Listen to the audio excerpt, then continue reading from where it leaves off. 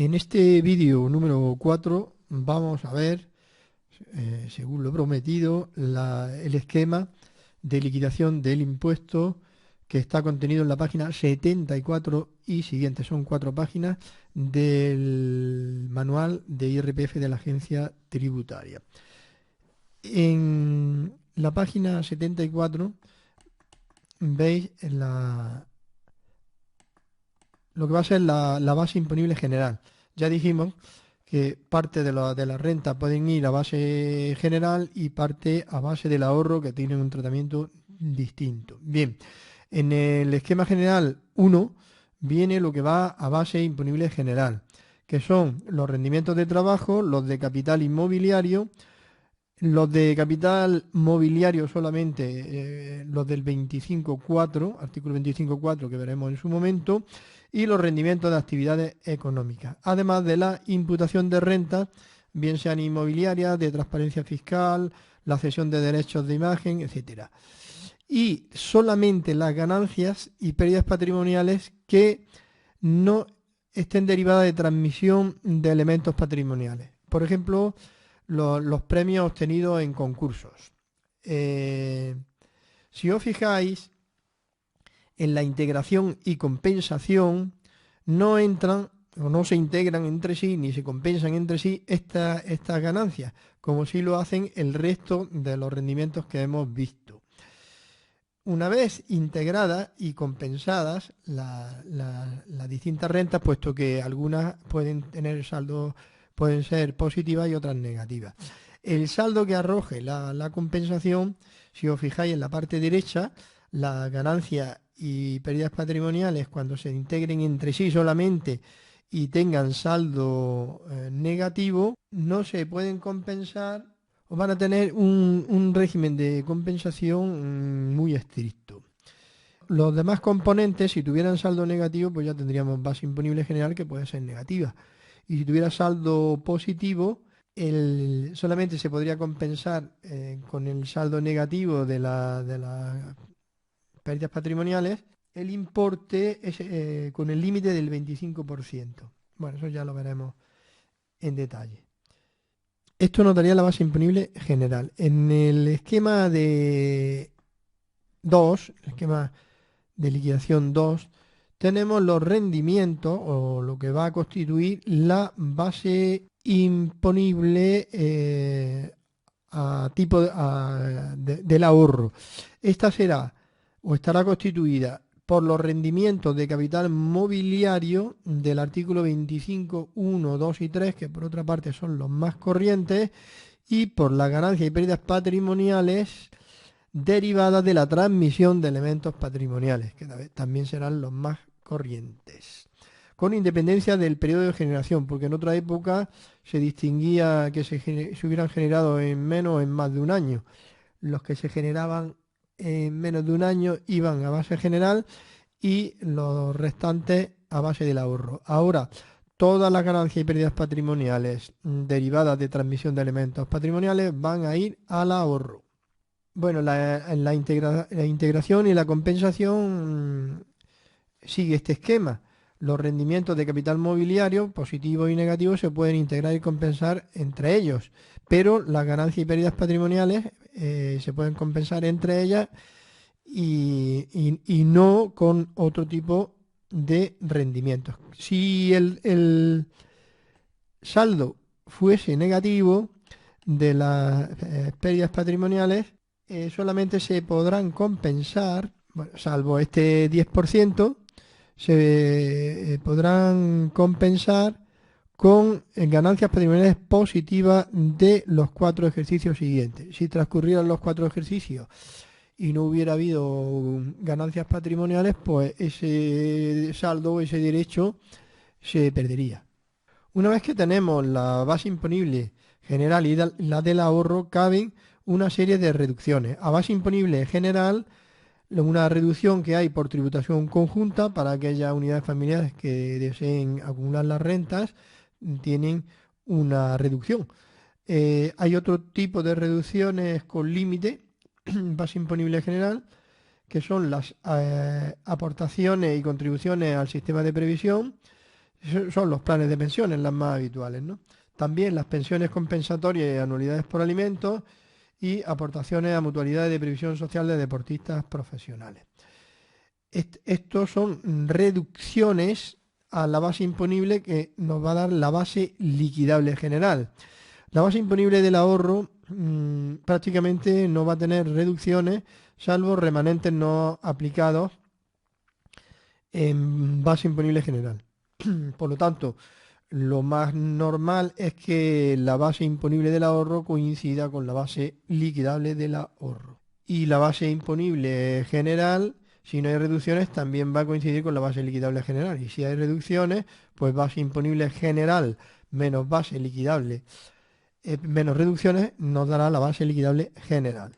Ahora, la verdadera complejidad del impuesto estriba aquí, ¿no? ¿Por qué? Pues porque la base liquidable general y la base liquidable del ahorro también van a estar sometidas a la escala estatal y a la escala autonómica. Y porque también el mínimo personal y familiar no se deduce, no es una reducción de la base, sino que al mínimo personal también se le aplica la escala de gravamen y nos dan estas cuotas, ¿eh? Y lo que se hace es a la cuota resultante de aplicarle a la base liquidable general le restamos la cuota resultante de aplicarle la escala al mínimo personal y familiar que aprenderemos a calcularlo a partir de las distintas circunstancias familiares como es el número de hijos, los ascendientes, la minusvalía, etcétera. Ahí es donde se reflejan fundamentalmente los incentivos o el carácter que veíamos, la característica de ser un impuesto personal que atiende estas circunstancias personales y familiares. Bueno, aplicando escalas de gravamen a bases, en el caso de la base liquidable del ahorro son tipos fijos, vamos a obtener la cuota íntegra estatal y autonómica. Cada comunidad autónoma además puede tener una escala de gravamen distinta, por lo tanto será importante, sobre todo cuando hagamos las declaraciones en el programa Padre, tener en cuenta o detallar en qué comunidad autónoma se reside. A la cuota íntegra se le aplican una serie de deducciones que veremos también en su momento. Hay unas que son de vivienda habitual que ha desaparecido, pero que tienen que mantener los derechos adquiridos, por lo tanto son de carácter transitorio y solamente lo pueden aplicar los que estén pagando hipotecas normalmente de viviendas adquiridas con anterioridad al 2013.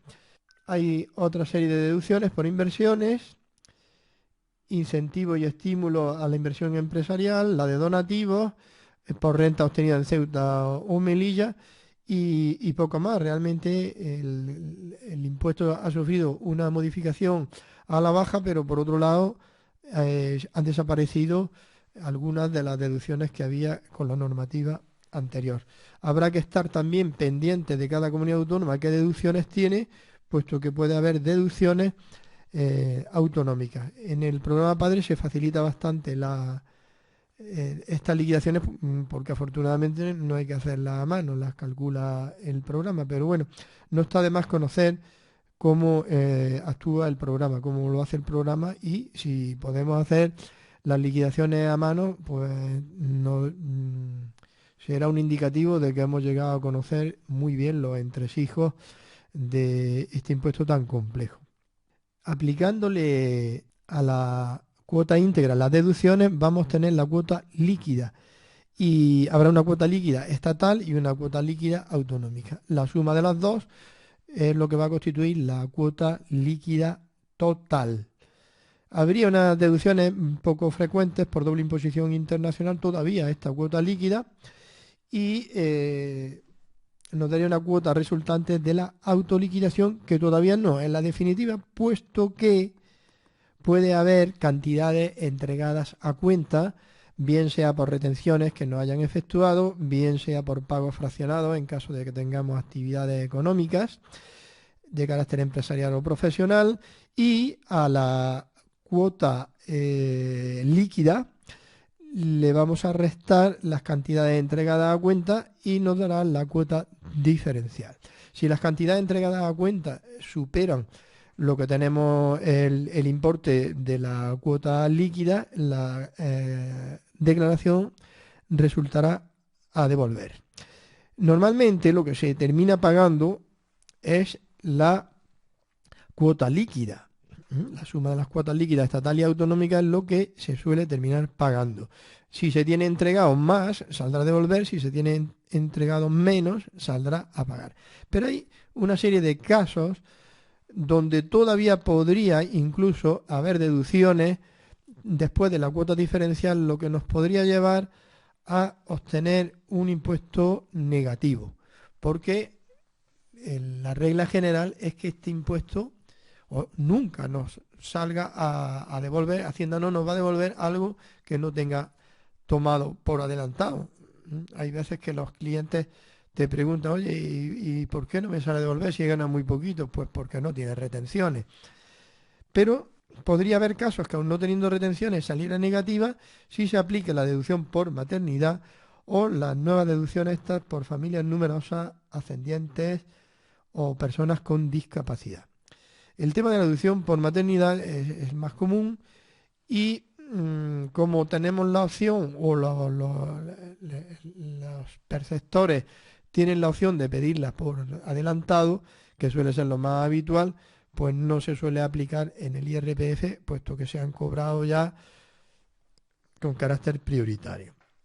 Como veis, este esquema es bastante complejo y al principio difícil de comprender, por lo que yo animo a que lo tengáis siempre presente y recurráis bien al vídeo, bien al esquema, cuando tengáis dudas o cuando avancéis más en el estudio del impuesto, porque es importante saber dónde estamos situados cuando estemos estudiando los distintos componentes de renta, la base imponible, la base liquidable, las deducciones, que todo encaje dentro de esta sistemática.